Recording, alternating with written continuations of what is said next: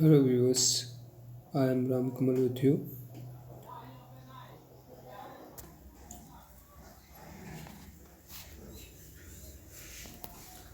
आज हम simple interest साधारण ब्याज के बारे में चर्चा करेंगे.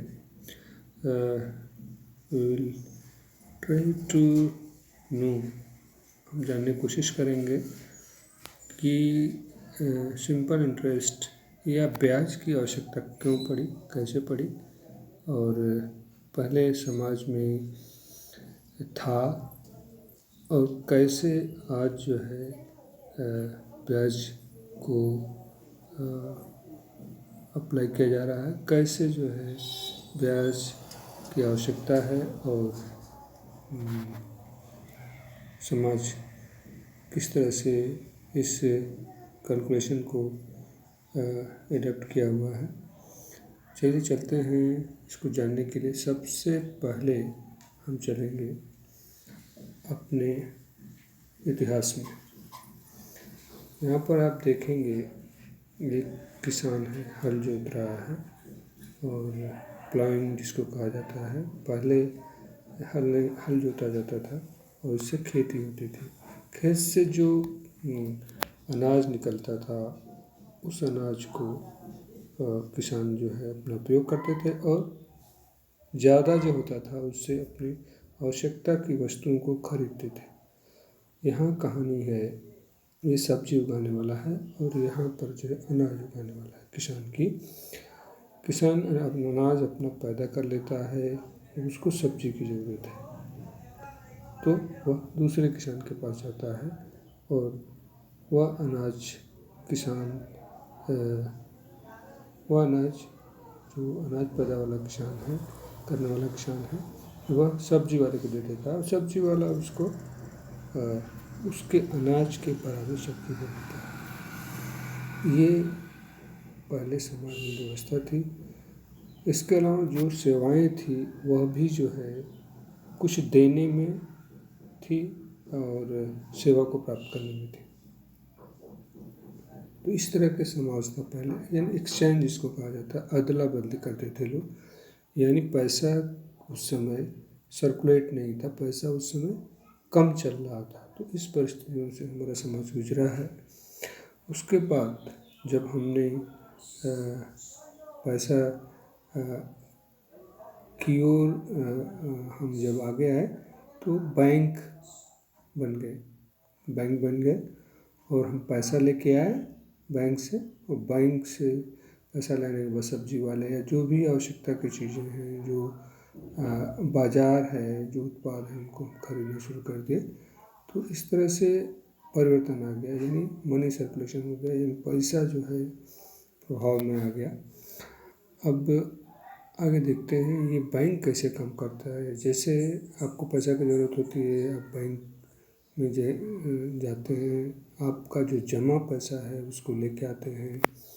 आपका जो जमा पैसा है उस पर बैंक जो है आपको जितना जमा है उससे ज़्यादा पैसा दे देता है, और जब आपके पास पैसा नहीं होता है तो बैंक आपको पैसा दे देता है और आपसे ज़्यादा पैसा लेता है. तो दोनों ही प्रक्रियाओं में, दोनों काम में आप जब लेते हैं तो आपको ज़्यादा देना पड़ता है, और जब आप जमा करते हैं तो बैंक को ज़्यादा देना पड़ता है. ये जो है ये भी म्यूचुअल सेटअप है जिसमें आपस में हम जो है ब्याज लेते और देते हैं. आगे देखते हैं जैसे जैसे किसान उन्नति करता गया तो ट्रैक्टर आ गया, ट्रैक्टर से खेती बाड़ी होने लगी, यानी मशीनों का विकास हो गया. मशीन के आने से इच्छाएं व्यक्ति की बढ़ती गई, दुकान खुलने लगी, घर बनने लगे, अब ज़्यादा पैसा की आवश्यकता हुई. तो इस तरह से मनी का सर्कुलेशन बढ़ता गया, पैसा जो है इंसान की आवश्यकता हो गया और बैंक का कार्य प्रणाली भी बदलती गई. तो अब देखते हैं, हम बैंक में जाना बार बार पड़ता है. तो जैसे एक छोटे बैंक की बात करते हैं, जो आपके घर के पास में कोई शाखा है, वहाँ पर जाते हैं. आखिर में उसको पैसा कहाँ से मिलता है, सरकार के पास केंद्रीय बैंक होते हैं जो उसे नियंत्रित करते हैं और उसका आवश्यकता पूरी करते हैं, जिसको हमारे देश में रिजर्व बैंक कहा जाता है। और उसकी उससे नियंत्रित शाखाएं हैं state bank, Punjab national bank, union bank. अभी बहुत सारे बैंकों को मर्ज कर दिया गया है, एक साथ मिलाया गया। पहले जो है 28 राष्ट्रीय बैंक थे, अब जो है 10 को मर्ज कर दिया गया है, कोई 4 रहे हैं। इस तरह के प्रोसेस में गुजर रहा है हमारा देश। तो अब बात हम कर रहे हैं कि how to deal with interest, कैसे बैंक लेता है इंटरेस्ट और कैसे जो है देता है।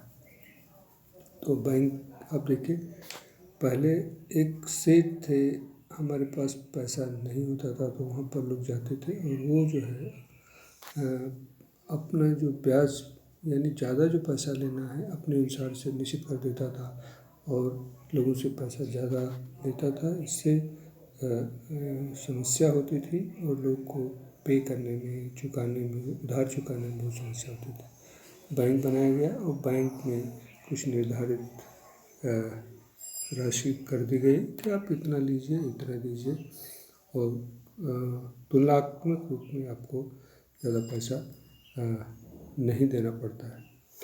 चलिए बात करते हैं, बैंक से पैसा लेने जाते हैं तो हमारे सामने कुछ शर्त होती है। बैंक कहता है कि ये पैसा आपको मैं दे रहा हूँ, हमारा ये रेट होगा ब्याज का, यानी रेट ऑफ इंटरेस्ट, वह 100 रुपये पर निश्चित करता है कि 100 रुपया पर आपको इतना समय में, साल भर में ज़्यादा देना पड़ेगा। और ये टाइम फिक्स कर देता है, यानी 3 शर्त लगाता है। आपको पैसा दे रहा है, कितना पैसा दे रहा है और कितना आपको ब्याज देना है, यानी 100 रुपये पर कितना ब्याज होगा, और समय निर्धारित कर देता है कितना दिन में देंगे तो आपको इतना पैसा देना पड़ता है।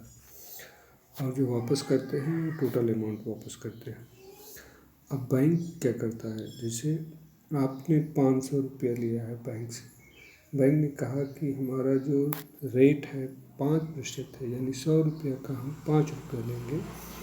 तो 100 रुपया में अगर हम 5 रुपया लेते हैं तो वो भी साल भर में, तो here it is you can see 100 में अगर 5 रुपया लेता है तो 500, 200 में 10 रुपया, 300 में 15 रुपया, 400 में 20 रुपया और 500 में 25 रुपया लेगा। लेकिन 2 वर्ष के लिए वह जो हो जाएगा 50 रुपया। तो 500 रुपया आपने बैंक से लिया एंड मान लीजिए 2 वर्ष के लिए, यहाँ पर 5 years लिखा है, मान लीजिए 2 वर्ष के लिया तो इट बिकम्स 50 रुपीज़ और आपको देना पड़ेगा 550 रुपये उसके ब्याज के साथ। जो 50 रुपया है वो ब्याज है, कितने साल का, 2 साल का। इसको गणना कैसे करते हैं मैथमेटिकल फॉर्म में, पेपर में, वो ये है। आपका जो 500 रुपया है उसको प्रिंसिपल अमाउंट कहा जाता है, मूलधन। 5% जो इसमें बैंक ने कहा है कि 100 रुपये पर 5% जो है उसको रेट कहते हैं, दर। और उस समय जो है 2 साल है तो दैट इज़ ए टाइम। और उसको 100 से डिवाइड कर देंगे तो 2 जीरो से कटेगा, नीचे वाला 2 जीरो से कट जाएगा तो यानी इट बिकम्स